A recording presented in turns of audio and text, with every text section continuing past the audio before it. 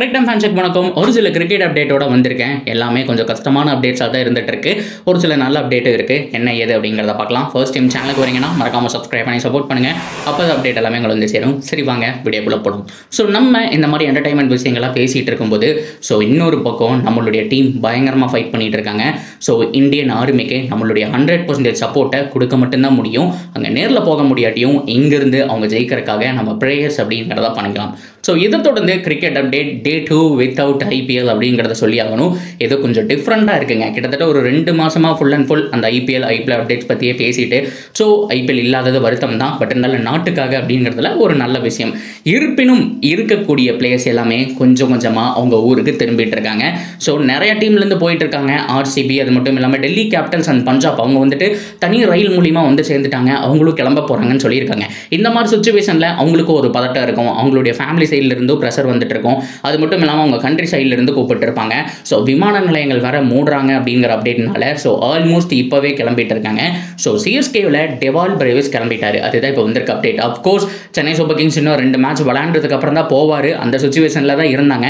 But இருந்தாலும் இந்த situation காரணமாக ஐபிஎல் இன்னும் தள்ளி போடுறதுக்கான வாய்ப்புகள் இருக்குது. ஒரு வாரம் கழிச்சு தான் அதுவும் சுச்சுவேஷனை பார்த்துட்டு நடத்துவாங்களா மாட்டாங்களாங்கிற மாதிரி பல கேல்குலேஷன் போயிட்டு இருக்கும்போது டெவால் பிரேவிஸ் கிளம்பிட்டாரு. இதை தொடர்ந்து இன்னும் பல வீரர்கள் ஒவ்வொரு டீம்ல இருந்து கிளம்ப போறாங்க. விமான நிலையங்கள் மூடுறதுக்கு முன்னாடி ஸோ அவங்க ஊருக்கு போய் சேரணும் அப்படிங்கிற மாதிரி பார்ப்பாங்க. ஏன்னா இந்த தீவிரம் அதிகமாயிட்டு இருக்கிறத அவங்களே உணர்ந்துட்டாங்க. ஸோ இதை தொடர்ந்து இன்னொரு சோகமான விஷயம், டெஸ்ட் கிரிக்கெட்ல இருந்து விராட் கோலி ஓய்வு பெற போகிறாரு. அஃபீஷியலான ஒரு விஷயம் தான். அதாவது அஃபீஷியலாக நான் ரிட்டையர்மெண்ட் அப்படிங்கிறத அவர் வாயால் சொல்லல. ஆனால் பிசிசிஐ கிட்ட பேசியிருக்காரு. பளிச்சுன்னு புட்டு ஏகப்பட்ட சோசியல் மீடியாஸில் அதை வந்துட்டு ரிவீல் பண்ணிட்டாங்கன்னு சொல்லி ஆகணும். ரோஹித் சர்மா அவரையும் பார்த்தோம் அப்படின்னா டெஸ்ட் டீமுக்கு இவர் எடுக்கணுமா வேண்டாமா அப்படிங்கிற மாதிரி யோசிச்சுட்டு இருக்கும்போது அந்த பேச்சுவார்த்தை அவருக்கு அதுக்கு போக அவரே பட்டுன்னு எந்தவித ரியாக்ஷனும் இல்லாமல் யாருக்கிட்டே கேட்காம பிசிசிஐ கிட்டையெல்லாம் கன்சிடர் பண்ணாமல் நான் வந்துட்டு ரிட்டையர்ட் ஆகிறேன் அப்படிங்கிற மாதிரி 218 கேப்னு நினைக்கிறேன். ஸோ அதோட பார்த்தோம் அப்படின்னா அவர் ரிட்டையர்ட் ஆகிட்டாரு. ஸோ அனௌன்ஸ்மெண்ட் பண்ணிட்டாரு. இதை தொடர்ந்து விராட் கோலியும் வந்துட்டாங்க. ரோஹித் சர்மா போயிட்டா விராட் கோலி அவர் மட்டும் என்ன பண்ணுவார் சொல்லுங்கள். ஏன்னா 2 சீனியர் பிளேயர்ஸ் 2 பேரும் ஒரே மாதிரி தான் ரிட்டையர்ட் ஆகிறாங்க, ஒரே மாதிரி தான் ப்ளே பண்ணுறாங்க. ஸோ அப்படி பார்க்கும்போது அவங்களுடைய target next ODI world cup மட்டும்தான். ஸோ ஓடிஐ மட்டும்தான் விளையாட போகிறாங்க அப்படிங்கிறது கிளியராக தெரியுது. டெஸ்ட்லேருந்து நான் ரிட்டையர்ட் ஆகிறேன் அப்படிங்கிற மாதிரி பிசிசிஐ கிட்ட இன்ஃபார்ம் பண்ணியிருக்காரு. பிசிசிஐ என்ன சொல்கிறாங்க அப்படின்னா அவருக்கு நல்ல சென்ட் ஆஃப் கொடுக்கணும் அப்படிங்கிறத அவங்க என்னமான்னு தெரியல. ஆனால் இங்கிலாந்து சீரீஸில் அவர் இல்லைன்னா எங்களுக்கு கொஞ்சம் கஷ்டமாக போயிடும், அதனால் இந்த சீரீஸ் மட்டும் ஆடி கொடுங்கன்னு சொல்லியிருக்காரு. அதுக்கு விராட் கோலி என்ன பதில் சொன்னாருங்கிற விஷயம் இன்னும் வரல. ஸோ கண்டிப்பாக ரிட்டையர்மெண்ட் உறுதி. அது இங்கிலாந்து சீரீஸுக்கு அப்புறமா முன்னாடியா அப்படிங்கிறதான் பார்க்க வேண்டிய விஷயம். இனிமேல் டெஸ்ட் கிரிக்கெட்லேயும் இந்த வருஷத்தோட நம்ம விராட் கோலியை பார்க்க மாட்டோம். ஒரு மாதத்திலேயே அந்த ஒரு விஷயமும் நமக்கு கன்ஃபார்மாக தெரிஞ்சிடும். ஸோ இதை தொடர்ந்து மிக முக்கியமாக 3வது அப்டேட்டும் என்ன அப்படின்னு கேட்டிங்கன்னா ஐபிஎல் ஆல்ரெடி சொன்ன மாதிரி ஒரு வாரத்தில் மறுபடியும் ரீசன் நடக்கும்ங்கிற மாதிரி அனௌன்ஸ் பண்ணியிருக்காங்க. உண்மைதான். ஆனால் பிரச்சனை என்ன அப்படின்னா இந்த வாருடைய தீவிரம் எங்கே போய் முடிய போகுது அதுதான் கேள்வி. அதாவது சீக்கிரமாகவே முடிஞ்சிட்டா, அதாவது 2-3 நாளில் நல்ல ரிசல்ட் வந்துச்சு எல்லாம் ஓகே அப்படின்னு செட்டில் ஆகிட்டா மேபி நடத்துறதுக்கான சான்ஸ் இருக்குது. இல்லை இன்னைக்கு நாளைக்குன்னு போயிட்டே இருக்குன்னா இந்தியாவில் நடத்துறதுக்கான சான்ஸ் அப்படிங்கிறது கம்மி தான். நிறைய பேர் சொல்லலாம் மேலே இருக்கிற மாநிலங்களெல்லாம் விட்டுட்டு தமிழ்நாட்டில் நடத்தலாம், ஸோ அதுக்கப்புறம் கர்நாடகாவில் நடத்தலாம், ஸோ அதுக்கப்புறம் வந்துட்டு ஹைதராபாத் கிரவுண்ட் இருக்குது அப்படிங்கிற மாதிரிலாம் நம்ம சொல்லலாம். ஆனால் அங்கே அவங்க சண்டை போட்டு இருக்கும்போது இங்கே நம்ம விளாண்டுட்டு இருந்தால் நல்லா இருக்காது.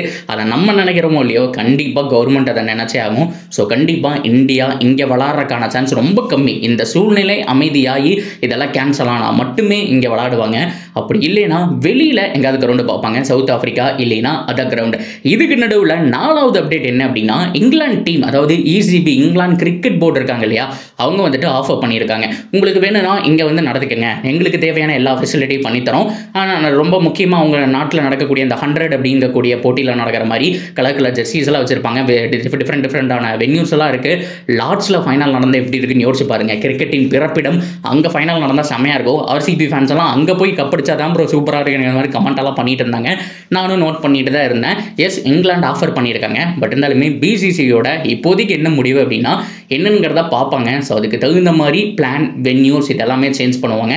ரீஸ்கெடியூல் அப்படிங்கிறது கண்டிப்பாக இன்னும் 4-5 நாளில் வந்துடும். ஸோ இந்த போருடைய தீவிரம் பொறுத்து தான் 4-5 நாளில் வரும். ஸோ தீவிரம் எச்சாகுது அப்படிங்கிற பட்சத்தில் சஸ்பெண்ட் செய்யப்படுறதுக்கு கூட கூட சான்ஸ் இருக்குது. ஏன் அப்படின்னா ஆல்ரெடி சொன்ன மாதிரி ஃபாரின் பிளேயர்ஸ் ஆல்மோஸ்ட் லீவிங், இருக்கக்கூடிய பிளேயர்ஸ் எல்லாருமே பார்த்தோம் அப்படின்னா அவங்களுக்கு இருக்கக்கூடிய மேட்சஸ் வந்துருச்சு. நம்மளுடைய பிளானே மே 26 வரைக்கும் தான் கொடுத்துருந்தாங்க.